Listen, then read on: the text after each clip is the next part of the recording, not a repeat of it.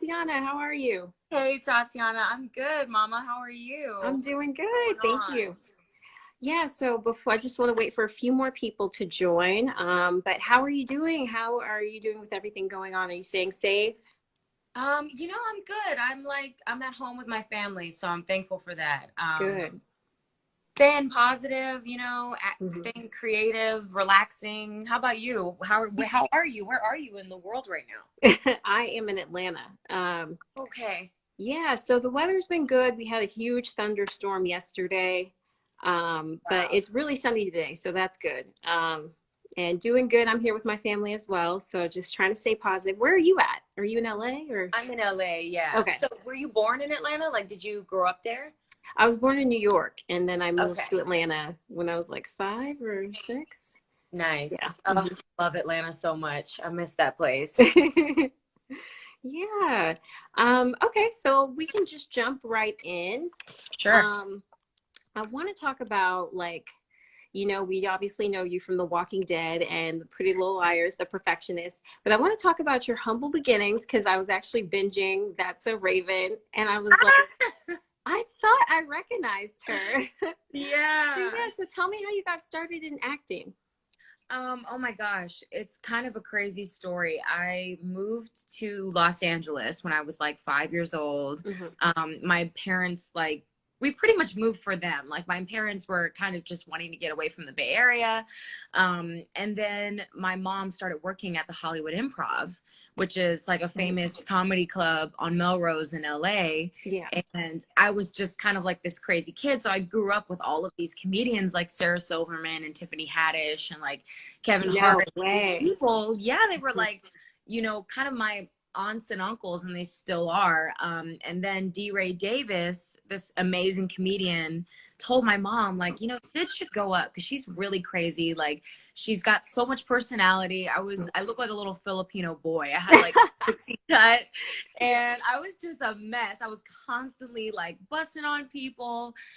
So I went up. I did stand up at 6 years old, and I did that for about like 6 or 7 years.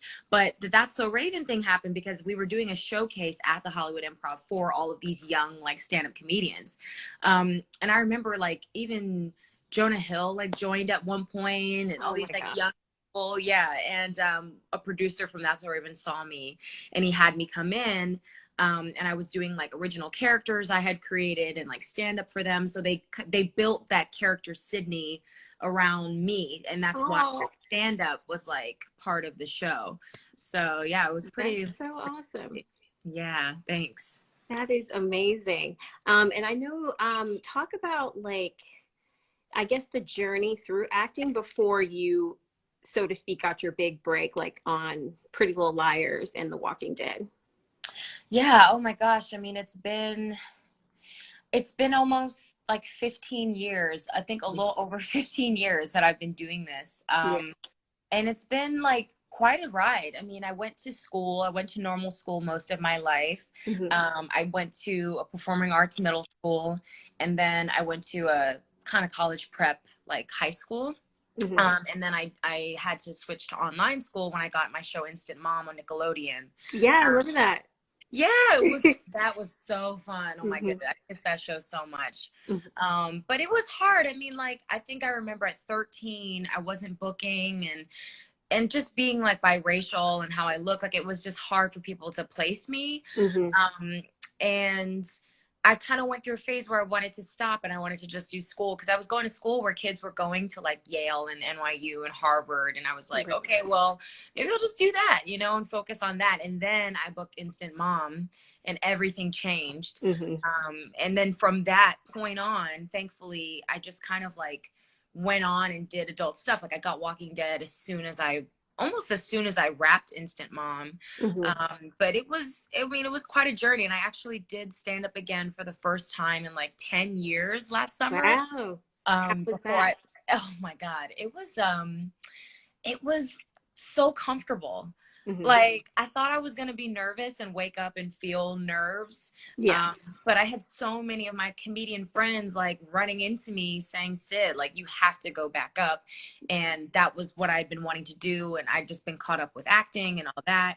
Hmm. So I did that in August, like right before I left for a film I did in Vancouver. But it was great. I felt great. Like 30 of my friends came out. They like supported me, and it felt like I was at home pretty much. Hmm. Do you see yourself doing more comedic roles or comedy in the future? Oh, for sure. Most definitely. I mean, before all of this, like before the pandemic went down, I actually booked the lead of a dark comedy. Um, Ooh. yeah, and it's along. Congratulations. Thank you. It's really fun. It's silly. I can't really say much, but Hmm. we alongside Randall Park, so he's playing my dad, and he's amazing, amazing, amazing Korean comedian, and that's someone I grew up with too. He's known me Yeah. since I was like 7 years old. But yeah, I mean, the comedy, like those are my roots, and I Hmm. feel like we need more biracial, like funny, silly, goofy, pretty women Yeah. that are like not afraid to be themselves. Like I feel Right. like we More need more of representation. that. Yeah, for sure. So I'm Hmm. like, I'm excited to just kind of explore that more and then write more Hmm. stand up and see where that goes too. Awesome. Well, I know we'll definitely be looking out for that. So I want Yeah, to jump a little bit into Pretty Little Liars because Pretty Little Liars fans they're crazy. They're obsessive. I They know. love the show. And I remember when The Perfectionist was coming out, everybody was so excited, so hyped.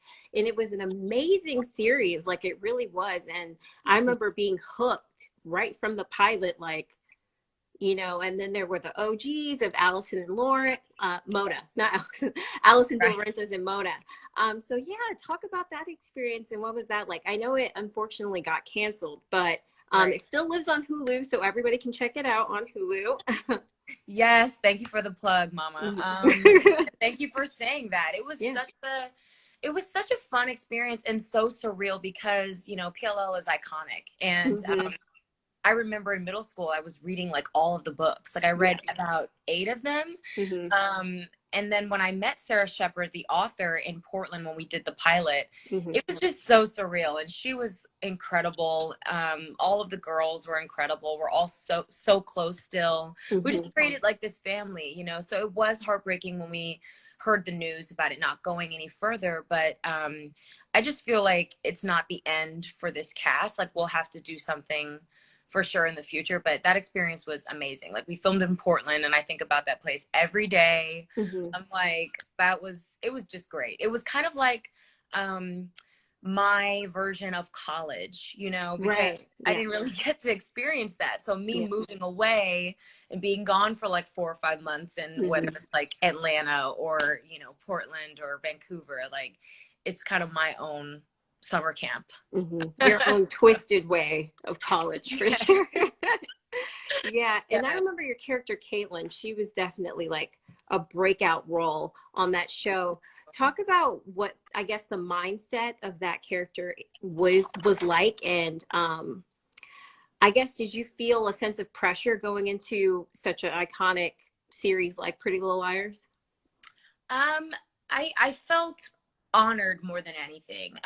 Everybody was very comforting and freeform. Marlene King, everybody was very like all hands on deck, Yeah. and I felt. I mean, and even Janelle and Sasha, they were just so warm from the start, which Hmm. made me feel so comfortable.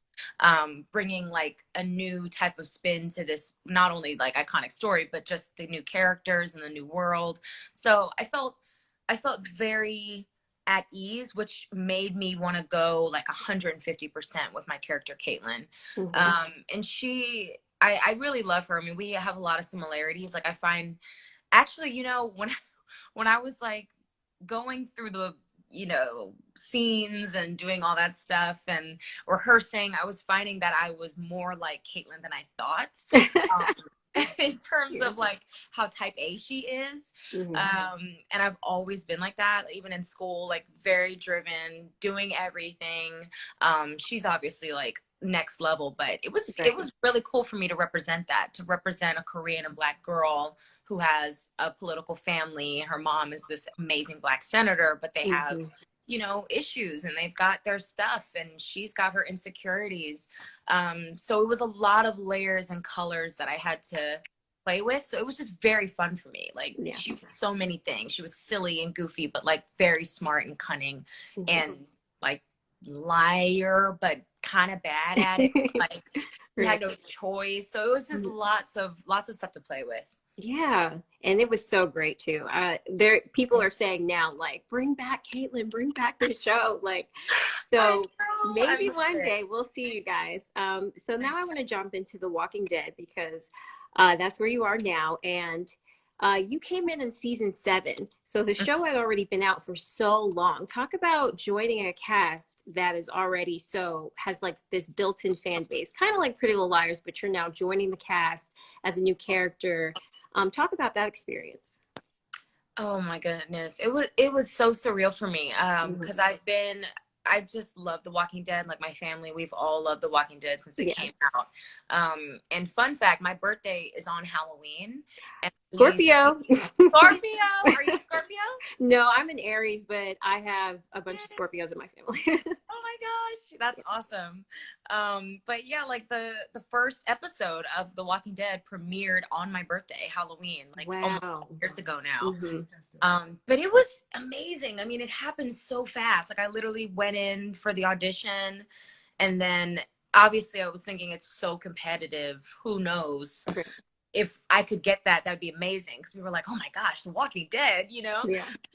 And then they called me. They were like, you're flying out to Atlanta next week. And yeah, it was pretty crazy. But I mean, all those people are still like, they are family for sure. And being able to be on the show for this long and, you know, develop my character and kind of come in and out. And it's just been such a pleasure. Everybody is so wonderful there. Like, I love Atlanta. I love shooting out there. It's like really brutal because we're in the woods. Yeah, I was like, it's hot, girl. Girl, it's hot.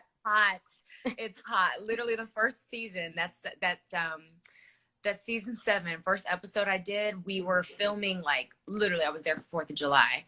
Like, girl, we had a scene on the bridge where I mean, it was like 100 degrees, 100% humidity. The crew was like, this is the worst day I think in the history of this show. I was like, wow. So we were running on cars and doing the whole thing. It just was it's like a whole other world out there. It really does. So now we're jumping into season 10, and your character, Cindy, her grandma has passed. She's become the leader of the Oceanside community. So talk about your character's transition now from season 7 to season 10. Yeah, Cindy has been through a lot. I think her killing Arat really kind of, I mean, it changed her, you know, it changed Oceanside, her grandmother, and having to deal with the power struggle of that, seeing this character kind of like suppressed, right, in season 7, and then just seeing her rise and seeing her strength as a leader was so cool to be able to portray. And I just think she's at a place now where she's made peace with what the world is, as hard as it is. I feel like that's a never ending struggle to make peace with everything that's happened. Like, just the loss alone is a lot for a young person to deal with. So now she's like in her 20s, and, you know, Rachel is grown up, and it's a lot. They've been through a lot, but she is, I think, feeling better now that she has more of a community. She's got like all these other people that have been brought into her world that have gone through the same things. You know, she's no longer isolated with just all these women in the dang woods. It's like, she's got a little bit more variety, a little bit more selection. So she can, like, you know, she has more of a family now. And last we saw your character was the season 10 finale, and she's alive, status alive, but we haven't seen her yet. Can you tell us anything? Are you going to be on the next episode? When are you popping back up? What can we expect? Oh man, I can't say anything, but just know that I'm alive, y'all. I'm alive. She's alive, you guys. She's alive. She is alive. Okay, and before we go, I just want to play like a quick rapid fire. It's not going to be super quick. I'm definitely going to give you time to answer, but just like some fun rapid fire questions. So what I heard that you're a bookworm. Have you been reading any books in quarantine? And if Yes, so, girl. what are some that you could recommend? Oh my goodness. Okay. China Rich Girlfriend, Kevin Kwan. That is the sequel to Crazy Rich Asians. Okay. A Return to Love by Marianne Williamson is a great, like, kind of care package, like self-care book. It's amazing. Beloved, Toni Morrison. Come on.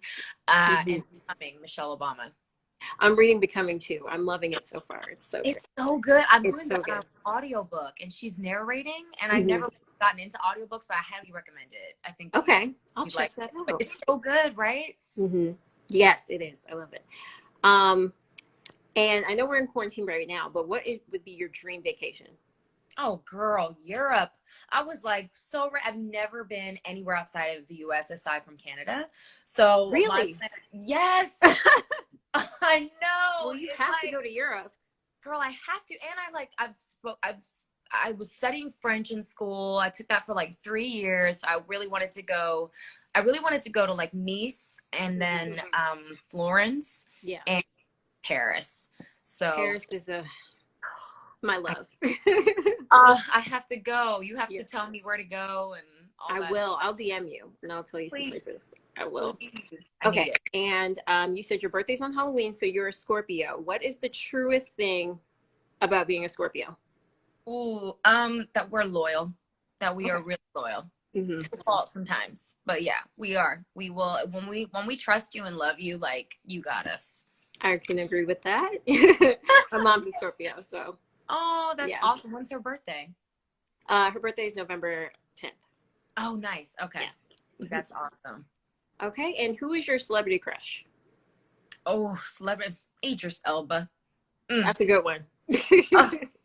I'm like, I would like to be quarantined with Idris Elba. I could do it, maybe. You know what I mean? Maybe because he had coronavirus. He did. He did. You know? Yeah. Got some But home remedies. Maybe that could help. I don't know. Elderberry. Who knows?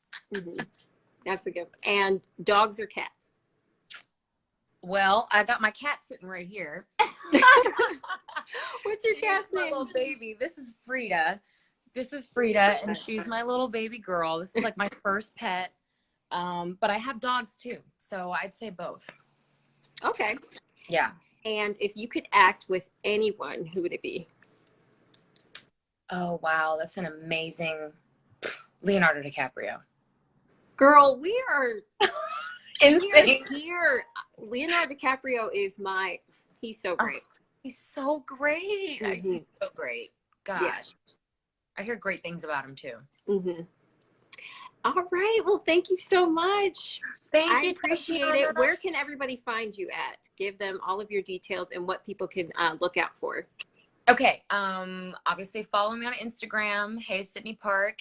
I'm on Twitter. I'm Sydney Park, and I have 2 films coming out. One film called Moxie, and it was directed by Amy Poehler, and she stars in it as well. Fun. Yeah, I was actually just doing like an Easter like Zoom party with everyone yesterday. Mm-hmm. So that'll be coming out in 2021. Okay. And then I have a film called There's Someone Inside Your House, and that it's kind of it's intense, you guys, but it's like a John Hughes horror film. It's like The Breakfast Club meets Scream, but it's not as like kitschy as that. It's really interesting. And my character is like from Hawaii, and she moves to Nebraska, and all this weird stuff happens. But I think that'll be coming out hopefully this year still, both on Netflix. So both on Netflix. Okay, both great. That's exciting. So we'll definitely look out for those. And can you tell us anything about your character in Moxie?